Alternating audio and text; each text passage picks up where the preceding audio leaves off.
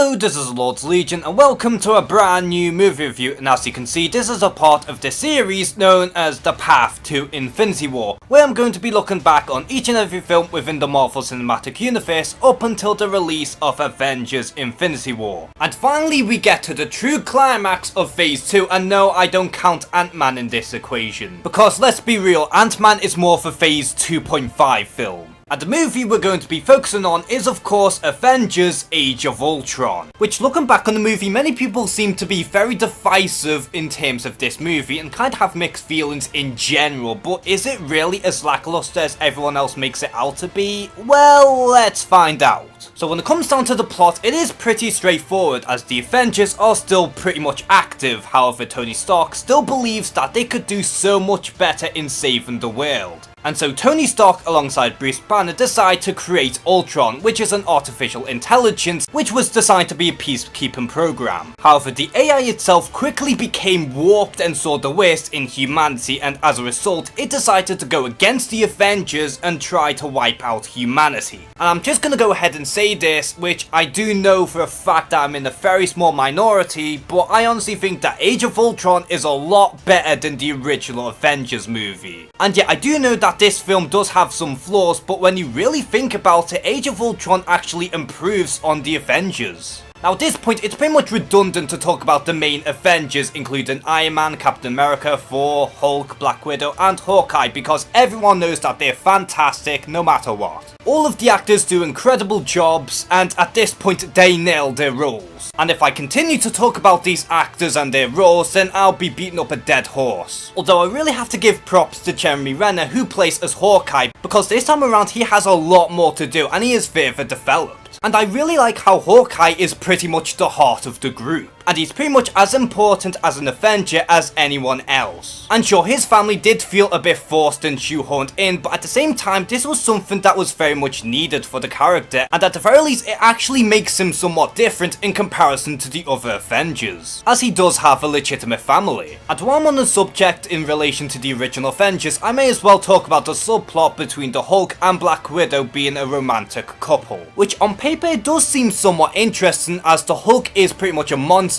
while Black Widow herself does have a lot of darkness inside of her. But again, it does feel incredibly shoehorned in, and as a result neither of these actors really do have chemistry in terms of romantic tensions. Not to mention we do have 3 additional Avengers as well, and to begin with we do have Elizabeth Olsen as the Scarlet Witch. Talbot accent aside, she does do a pretty good job, and although her character isn't really as developed as her other half, I do think that she is incredibly enjoyable to watch. And on the other side we have Aaron Taylor-Johnson as Quicksilver, who many people do criticise and compare him to the other Quicksilver who appeared in the X-Men films. But I'm going to be real with you guys, but Aaron Taylor-Johnson is a much better representation of Quicksilver in terms of character. And sure, this movie wasn't as creative with his powers, however this version of Quicksilver has much more of a character in comparison to the terrible version that is the X-Men Quicksilver. And I know that this is a bit off topic, but the X-Men Quicksilver is only really enjoyable as a set piece, and if you strip that away from him, he's pretty much useless and terrible. But easily the most entertaining out of the 3 new Avengers is of course Paul Bettany as the Vision, and he is such an amazing counterpart to Ultron, and he easily has some of the best moments in the entire film, even when he's not kicking ass in the final act. And last but certainly not least, we do have the main villain, of course being Ultron, portrayed by James Spader.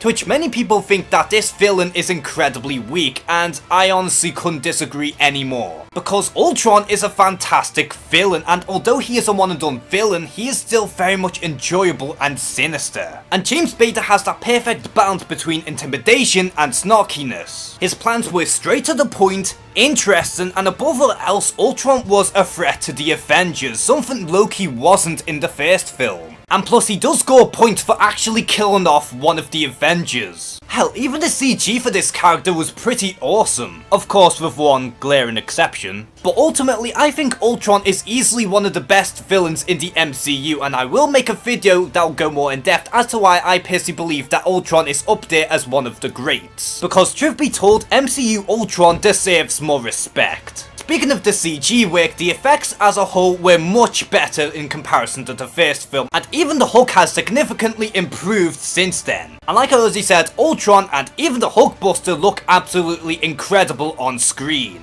The fight scenes as a whole were absolutely spectacular, and easily has some of the best action scenes in the form of Hulkbuster versus the Hulk. Also seeing the main Avengers reassemble for the first time in the opening fight was also incredible to watch. And it was great to see how the overall team has evolved since the first Avengers. Hell, even the final climax with Ultron and his drones was incredible to watch, because not only did we have the original Avengers, but we also had the new inclusions teaming up as well. Plus the stakes felt incredibly high. But yeah, this film isn't without its problems, and the main one that I can really find is the fact that the pacing did seem pretty off, which mainly came from the dream sequences. And when you really rewatch the whole thing, it doesn't really add to much. And they could have easily replaced it with some more character moments. And plus this film does have the same problems that the original had, in that it doesn't exactly balance off the overall roster. But this time I feel like that it's the twins and Thor who suffer from it the most. And I feel like we could have done a bit more with these three characters. But even with that being said, each of the Avengers do have their own time to shine, and they do have plenty of character development in this film, even if some of them do fall flat a bit. But overall, in many ways, I feel like Age of Ultron is a huge improvement over the original Avengers, because the film pushes the Avengers ever more, the stakes felt incredibly high, and they even had a threatening villain to boot. But again, like the first film, it does have some pacing issues, and unlike the first film where I felt like it dragged in certain areas, this one needed a bit more room. And like how the first Avengers was all about putting the team together, this one was about breaking the Avengers apart. And although Captain America Civil War does a much better job at that example, I do think that this film does a pretty good job regardless. And honestly, Age of Ultron is one of my favourite films in the MCU, and I honestly found it to be a lot more fun in comparison to the first Avengers. And so my final verdict for Avengers Age of Ultron, I'm going to go ahead and give it a 9 out of 10. Sure, one could argue that this was more of the same. To me, this felt like a major improvement in comparison to the first Avengers. And honestly, I feel like everyone should give this one another chance. So what do you think of Avengers Age of Ultron? Do you believe that this is criminally underrated, or did you think that the film was a major disappointment? Comment below and share some thoughts. And as always, thank you guys for watching this video. Please like and subscribe. Take care and have a good one.